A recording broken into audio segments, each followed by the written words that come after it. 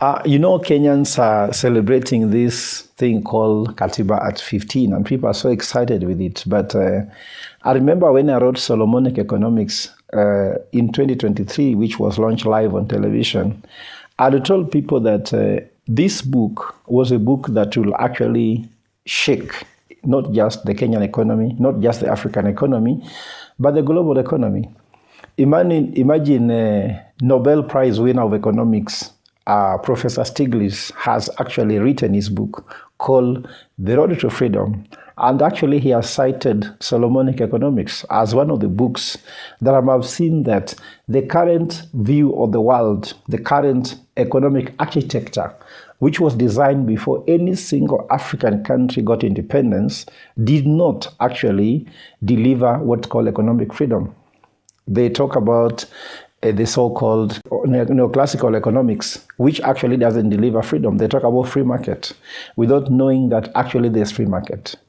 And in fact, the Kenyan constitution drafters fell in this same trap. That's why it's important to talk about it when you are discussing about Katiba at 15.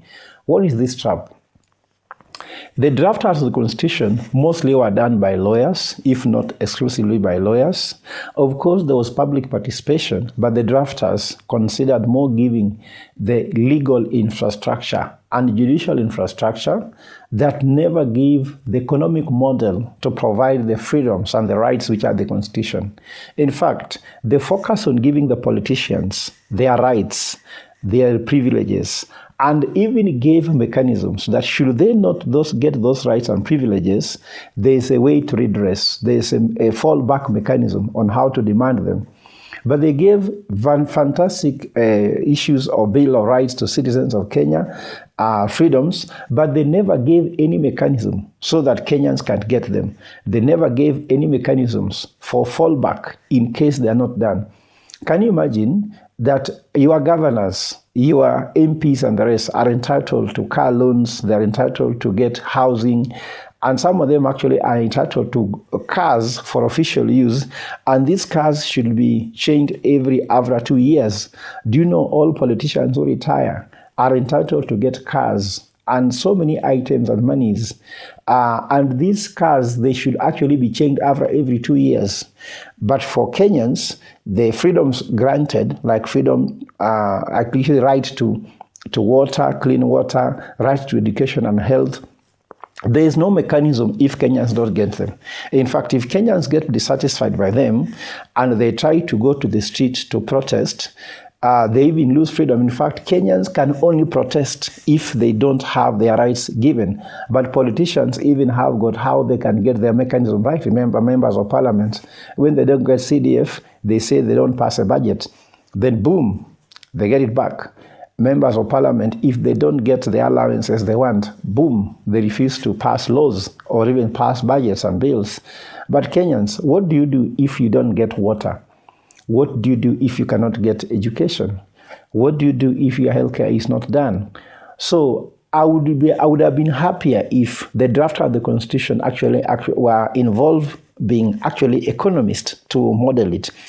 The Kenyan Constitution, as currently written, if those an economic experts who modeled the cost of implementing this constitution, it will be very clear it was not sustainable. That's why you're seeing some people saying, oh, counties are too many. Kenya is a small country, too small for 47 counties. They were wise by then. Why didn't they know this? But why didn't they know that they needed economists to model this?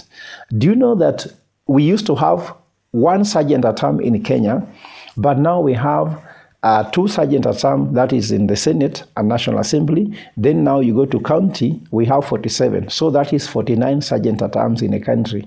And they have deputy sergeant at arms.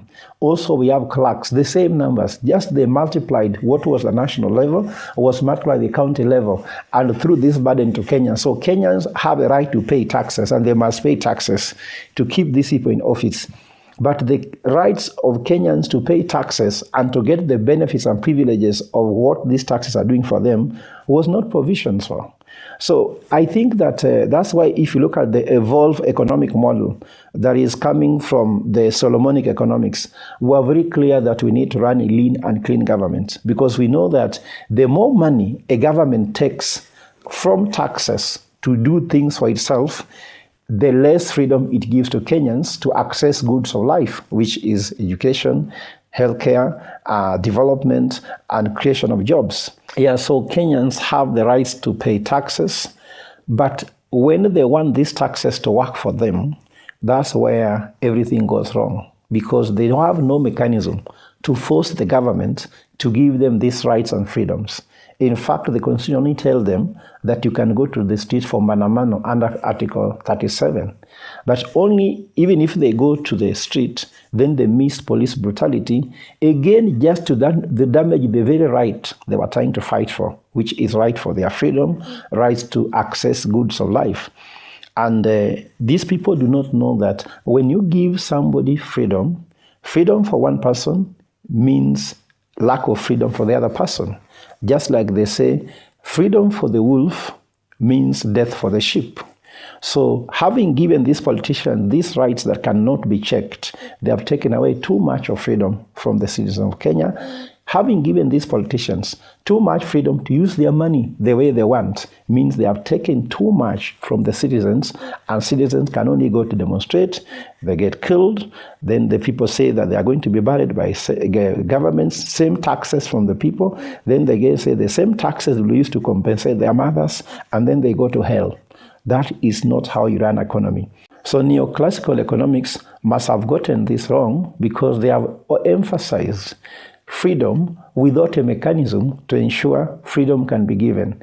And remember that when you have to give freedom, you must give a mechanism to ensure that this freedom can be given to everybody equally and shared and balanced. Because even if you ask, if you give this freedom, you have to tax even rich people so that rich people's money can be used to contribute to the economy, which means you are even infringing on people's rights to use access to goods of life, which they are worked for.